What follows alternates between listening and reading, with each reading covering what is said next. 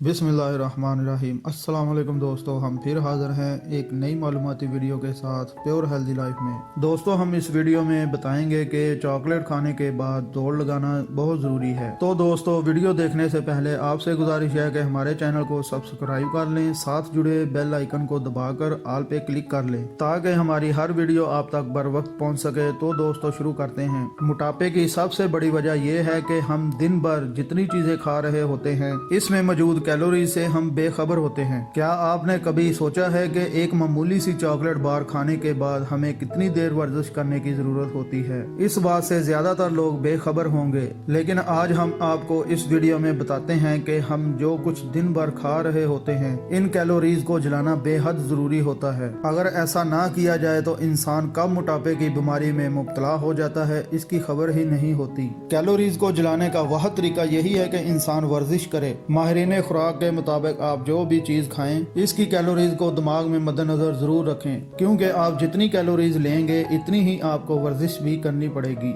मुतालिया के मुताबिक एक छोटी चॉकलेट बार में 229 कैलोरीज होती हैं। इस छोटी चॉकलेट को खाने के बाद इंसान को 42 मिनट चहलकदमी या 22 मिनट की दौड़ लगाना जरूरी है। इस मुतालिया के सामने आने के बाद जो लोग चॉकलेट खाते हैं इन्हें ये बात लाजमी दिमाग में रखनी चाहिए कि चॉकलेट खाने के बाद आपको कितनी वर्जिश करना जरूरी होगी। अगर हम रोजाना की कैलोरीज को वर्जिश करके नहीं जलाएंगे तो ये जिस्म में जमा होती रहती है, जो बाद अज़ा मोटापे जैसी खतरनाक बीमारी बन जाती है, जिससे छुटकारा हासिल करना आसान नहीं होता।